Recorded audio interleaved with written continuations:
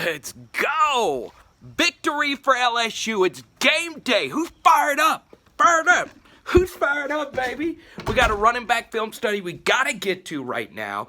Ty Davis-Price, Chris Curry, John Emery, or maybe it's another person that steps up. So let's dive into the film, and let's just see who the best running back will be this year for LSU. Let's go. Let's go. Let's go. You see that transition?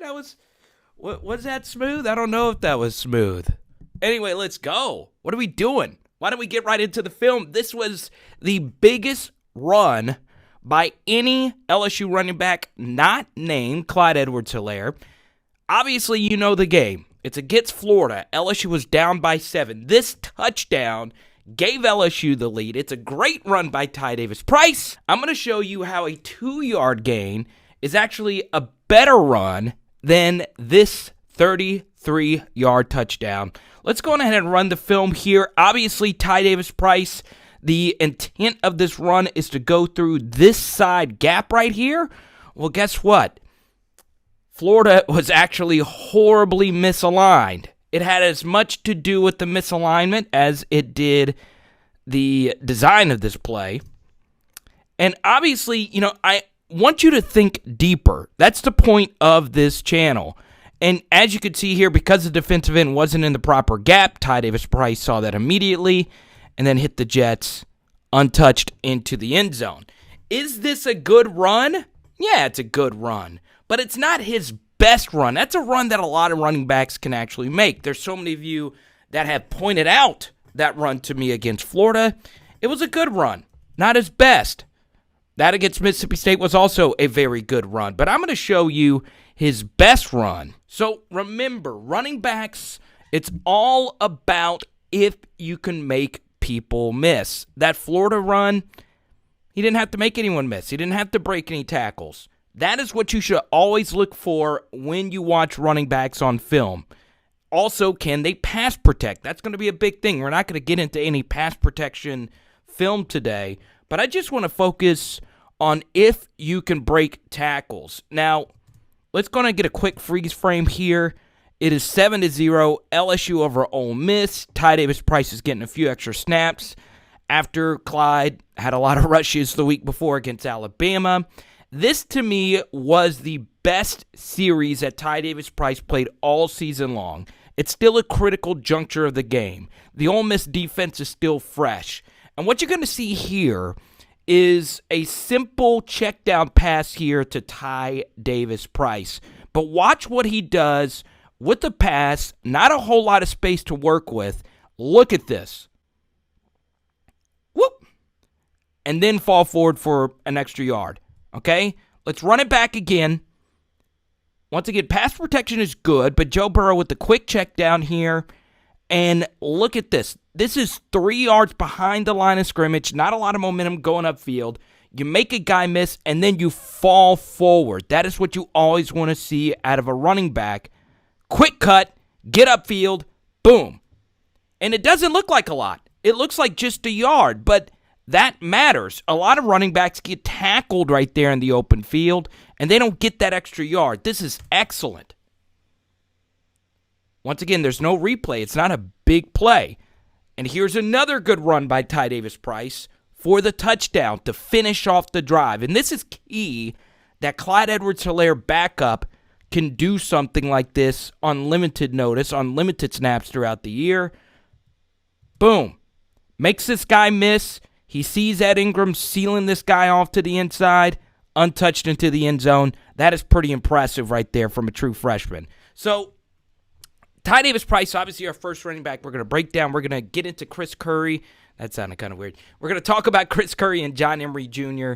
here in just a moment. But, guys, our subscriber numbers are growing. Yes, the road to 1K. We need to get there. I said we should get there before the season began. I'm still holding out faith that we can do this, okay? Let's go. Let's go. The starter looks to be Chris Curry. He was given the number 18 uniform, and I've seen him mostly I've seen him post it the most on social media, and if you follow the LSU social media account enough, they'll give you good insight over who's actually getting the first team snaps because those social media staffers are actually at all the practices. So Chris Curry is given the number 18 jersey. He was the starter against Oklahoma in large part because of Joe Burrow putting in a good word for Chris Curry. So let's talk about this Oklahoma game and let's see what Curry can do. First thing you do have to remember is that this was really the only game Chris Curry got significant carries. Even in garbage time, most of those carries were given to John Emery Jr. against all the other opponents. So this is a one-game sample size, albeit on short notice. This is a pretty big game by Chris Curry. And that run right there, you get the simple first down, move the chains. But this is what I like about him. He's good out of the backfield. Take a look at this run against Oklahoma. Makes a guy miss there and falls forward. Actually, it was a pretty good tackle in the open field. Kenneth Murray, a first-round linebacker, chasing him. That's really well done. But this is the run that really stood out to me with Chris Curry. What you're going to see here is these defensive tackles get sealed off on the inside. This is where the ball is supposed to be going. He quickly notices this and makes a quick jump step into the open gap. And this is a very Clyde Edwards-Helaire type of run. Now notice that.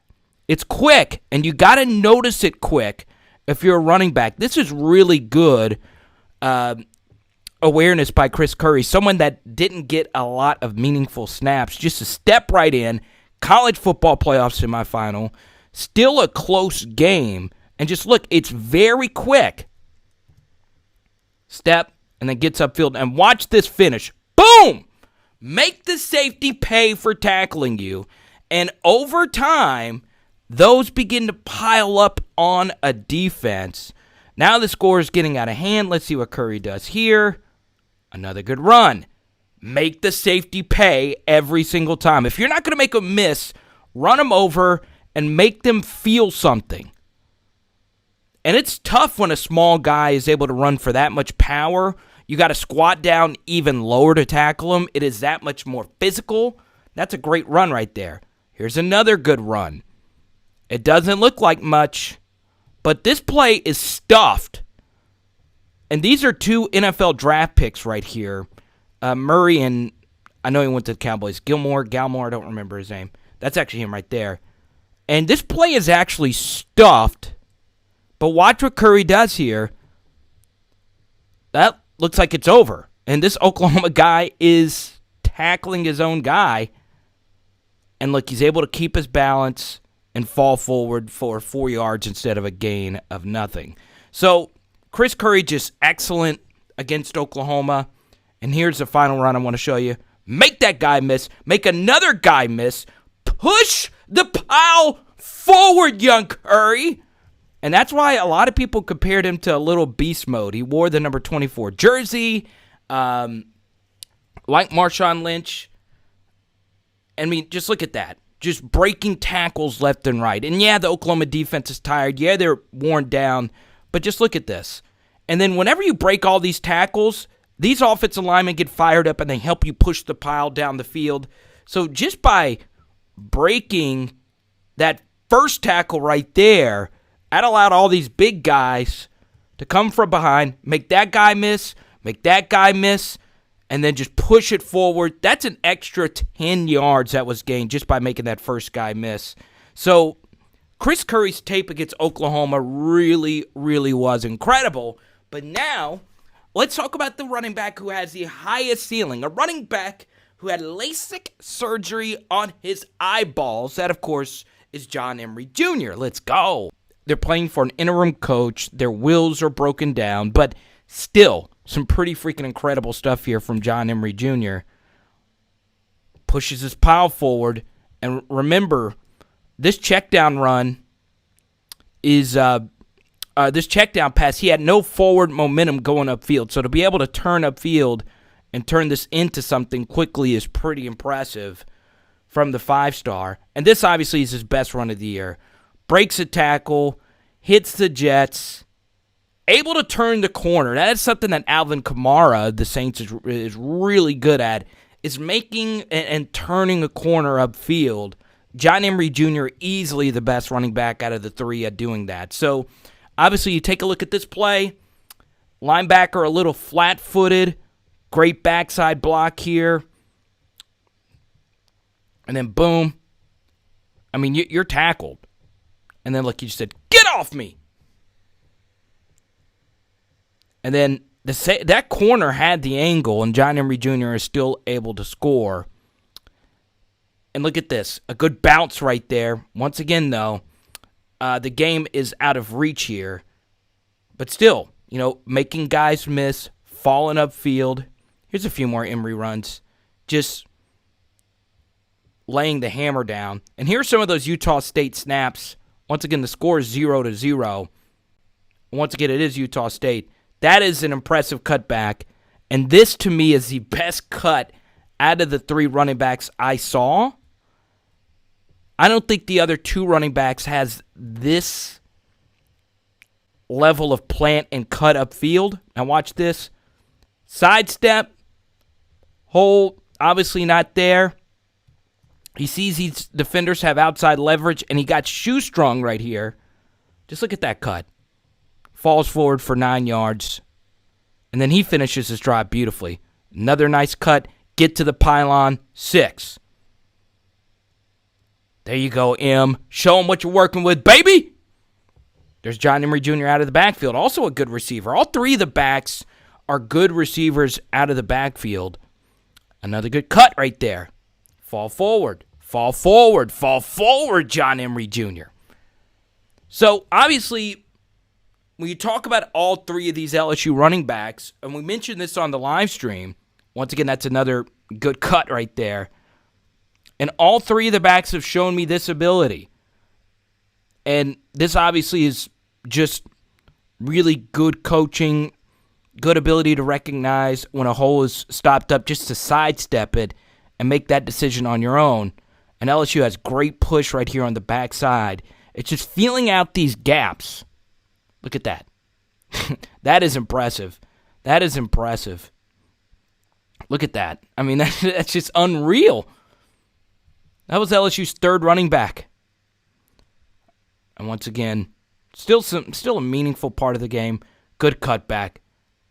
Make that guy miss him.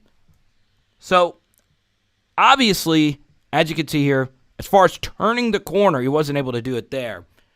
John Emery is the best at that, and that's a great touchdown run, but the game is basically over. So, as you continue to watch the rest of these John Emery runs, if I were to pick one running back to be the best running back out of LSU's backfield, I think early Chris Curry will get the most opportunities. I think Ty Davis-Price is the total package out of the three, and he has the most in-game experience, meaningful snap experience. You saw their stats earlier. When you look at their stats overall, John Emery Jr. had the best, Ty Davis-Price had the best stats out of all of them. So he's got the most game experience. But if I were to pick who finishes the best statistically this year, I'm picking number 4 out of Destrehan. The best home run ability, and here's just some other runs. Obviously, that's a Ty Davis-Price run against Florida. Home run ability, John Emery Jr. Cutting ability, John Emery Jr. Pure speed, John Emery Jr. Ty Davis-Price, probably the best at making guys miss. Probably also the best at falling forward. I think the most reliable receiver out of the backfield, I think you'd have to go with Chris Curry there. Obviously, he's one of the team leaders with the number 18 jersey, so he's loved in the locker room. And, as far as big game experience, Chris Curry did play the biggest game out of all of them as a starter against Oklahoma. So obviously, he has the most starts out of the three backs. All three of them are very capable. However, this is a funny thing, and we brought this up on our live streams as well. In 2012, there was 4 running backs that we were trying to figure out who was going to have the best year. It was Alfred Blue, Kenny Hilliard, Michael Ford, and I believe Spencer Ware. And guess who ended up being the best back? It was Jeremy Hill out of Redemptorist. So, and he just kind of broke out against South Carolina and never looked back. So, Trey Bradford is also a very talented back. Maybe he ends up being the guy. So it really is up in the air. When I studied all three of these running backs, they're all very, very good players. I didn't see enough from any one of the three from the snaps that I've watched and the games I've rewatched this offseason. I didn't see anything from the three backs that made me say, okay, that guy is the clear-cut best guy. This is not a Darius Geis situation or a Leonard Fournette situation where one back is obviously the best back on your roster. All three of these guys are very similar in talent. So, it's still very much up in the air. But if I were to pick stats and predict the stats before the year began, Chris Curry's going to have the most opportunity, but I do believe it'll be John Emery Jr., then Ty Davis-Price, then Chris Curry. That's just my best guess, but I want what you guys think. As always, comment below. Let me know what you think. For the best statistical season, type T for TDP. Type C for Chris Curry. Type J for John Emery Jr. Who ends up being the lead back this year? You guys, thank you so much. Obviously, there's so many people we could shout out. Our Myles Brennan video was absolutely spectacular. Thank you so much for that. Legit, that's our most popular video ever, just after 24 hours. And a lot of you really brought some very good insight there. Shout out to Zane with his preseason prediction. If LSU only loses to Alabama, you'll be hard-pressed to keep LSU out of the playoffs. I agree with you, man. I think we got a good shot at the playoffs this year, if especially your only loss is to Alabama.